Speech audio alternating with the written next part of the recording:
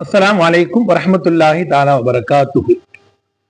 கண்ணியத்திற்குரிய ஈமானிய சொந்தங்களே, ஒரு முறை அன்னை பாத்திமா ரலியல்லாஹு அன்ஹா அவர்கள் தந்தையாரை பார்ப்பதற்காக வேண்டி வீட்டுக்கு வருகை தருகிறார்கள். வந்து நபிகள் நாயகத்தில் சொல்கிறார்கள், அத்தா அவர்களே, எனது வீட்டில் நான் வேலைகளை செய்து செய்து சில நேரத்தில் உடலிலே களைப்பு தோண்டி விடுகிறது. அந்த காலத்துல பாத்தீங்கன்னு சொன்னா தண்ணி இருக்கிறதா இருந்தா கிணத்துல போய் கைத்த போட்டு தண்ணி இறைச்சிதான் இருக்கணும். அதே போல இறைச்ச தண்ணியை இப்ப நம்ம குடம் வச்சிருக்கிறோம், குடத்துல கொண்டு போவாங்க. அந்த காலத்துல பாத்தீங்கன்னு சொன்னா ஒரு தோல் பை மாதிரி இருக்கும். அந்த தோல் பைய இந்த புஜத்துல வலது வர புஜத்துல வச்சு சுமந்து கொண்டு போய் வீட்டுல போய் ஊத்திட்டு வருவாங்க. அந்த அடிப்படையில தந்தையிடத்திலே மகளார் பாத்திமா ரலியல்லாஹு அன்ஹா சொல்கிறார்கள், யா ரசூலல்லாஹ், தினந்தோறும் தண்ணி இறைக்கிறேன், அந்த தோல் பையை என்னுடைய புஜத்தின் மீது வைக்கிறேன். இதுவெல்லாம் இந்த சிறிய சிறிய வேலைகள் செய்வதன் காரணமாக இரவுடைய நேரத்திலே படுக்கின்ற பொழுது ரொம்ப உடல் அசந்து விடுகிறது, உடலிலே சோர்வு ஏற்பட்டு விடுகிறது. எனவே ஒரு பணியாளை எனக்கு துணையா ஒரு பணியாளை வச்சுக்கிட்டா பரவாயில்லையே, வேலைக்கு ஒரு பெண் குட்டியை வைத்துக் கொண்டால் பரவாயில்லை என்பதாக அத்தாஹ்விடத்தில் மஷவரா செய்வதற்காக மகள் அவர்கள் தந்தையுடைய வீட்டுக்கு வருகிறார்கள். சற்றும் தாமதிக்காமல் நபிகள் நாயகம் ஸல்லல்லாஹு அலைஹி வஸல்லம் சொன்னார்கள், பாத்திமாவே, எல்லா வேலையும் நம்ம தான் செய்யணும். முடியாத பட்சம் என்பது வேறு, முடிந்த அளவுக்கு எல்லா வேலையும் நாம் தான் செய்ய வேண்டும்.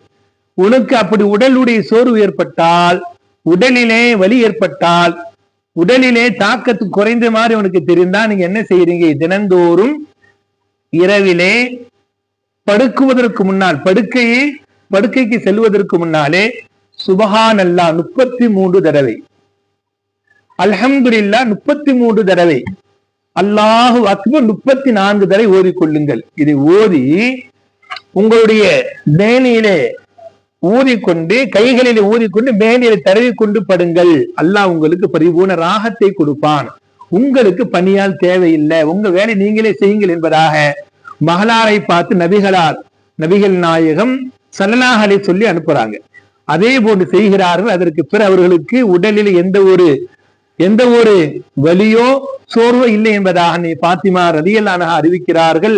அதே போன்று நமக்கு செய்கின்ற அந்த வேலை பழுவின் மூலமாக உடலிலே ஆண்களாக இருந்தாலும் சரி, பெண்களாக இருந்தாலும் சரி, அந்த சோர்வு ஏற்படுகின்ற பொழுது நபிகள் நாயகம் சொன்னதை போன்று சுபஹானல்லாஹ் 33 தடவை, அல்ஹம்துலில்லாஹ் 33 தடவை, அல்லாஹு அக்பர் 34 தடவை ஓதி மேலே ஊதிக் கொள்கின்ற பொழுது அல்லாஹ் அந்த சோர்வை நீக்குவதாக நபிகள் நாயகம் கூறுகிறார்கள். சில நேரங்களிலே நம்முடைய வார்த்தையிலே சொல்கின்ற வார்த்தை பாத்திமா தஸ்பீஹ் என்று ஒன்று இருக்கிறது. மார்க்கத்தில் இல்லை, நம்ம சொல்கின்ற வார்த்தை பாத்திமா தஸ்பீஹ். இந்த தஸ்பீஹ் எப்படி வந்தது? எப்படி பாத்திமா அவர்கள் தன் தந்தை எடுத்து சென்று கேட்டார்களோ அந்த நிகழ்வைத்தான் இன்று சொல்மொழியிலே சொல்கின்ற வார்த்தை பாத்திமா தஸ்பீஹ் என்று சொன்னால் சுப்ஹானல்லாஹ், அல்ஹம்துலில்லாஹ், அல்லாஹ் அப்படிங்கிற வார்த்தை என்பதாக ஷேக்மார்கள் பெரியோர் எழுதுவார்கள். அல்லாஹ் ரப்பல் ஆலமீன் இந்த சிறிய அமலை செய்வதன் தௌஃபீக் வல் ரஹ்மான் நம் அனைவருக்கும் தருவானாக. அஸ்ஸலாமு அலைக்கும் வரஹ்மத்துல்லாஹி தஆலா வபரகாத்துஹு.